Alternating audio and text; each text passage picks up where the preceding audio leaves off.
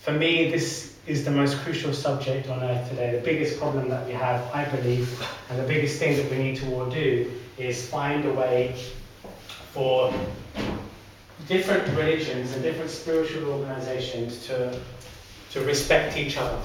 And it's not just respect, I think it's to value, to find value in another religion. It's not just enough to say to tolerate and put up with Muslims and put up with Hindus and put up with Jews and put up with them and just have them on the other side of the wall and like, okay, you guys do your thing. I don't think that's going to get us very far. I think there needs to be a time where we can actually look at a culture and a spiritual belief and a religion and value it.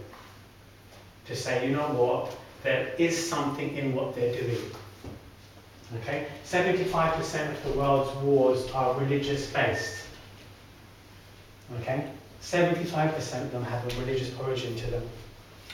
So for me, if you can start to look at another culture or faith and not just tolerate them or like their cooking or like their clothes or their films or what they do, but you can actually look into what is the thriving spiritual core of their lives and value and say, you know what you guys do is great. I can really see why you're doing that. I can see why you're going to synagogue. I can see why you pray 5 times a day. And I value it. I think that's a great thing to do. For me, when the world gets to that point, I think a lot of trouble will disappear and there'll be a lot more harmony, a lot more understanding of our brothers and sisters through the world. So that's why something like this is really important. As I explained to my students, to you guys and other people when I'm talking about it, it's a chance to take, in this case, the Bible and the Sanatana Dharma, the yogic scriptures and Hinduism, if you like, and to look at them both and to dissect them with as Sri Aurobindo says, dissect them with the scalpel of wisdom and to see where we can join the two together.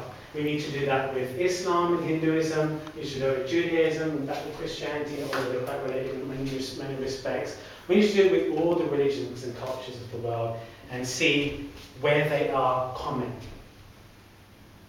Okay? There's a saying to say, if you took all the masters and prophets and saints and lords of all the religions in the world, like Krishna, Buddha, Moses, everyone, Christ, and you put them all in a room, they'd be in a fight. If you took all 7 of them and you put them in a room, they'll be in a fight. They would understand each other. But if you put all their followers in a room, they'll fight over every corner of the room.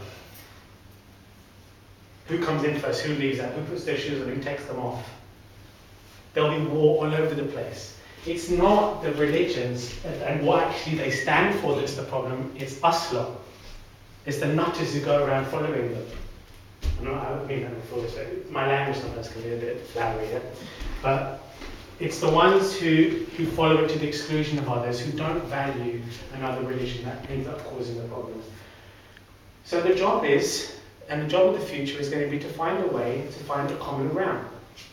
Now I'm sure most of you practice yoga, because you're here, and you know the value of yoga is based on the fact that it's not dogmatic.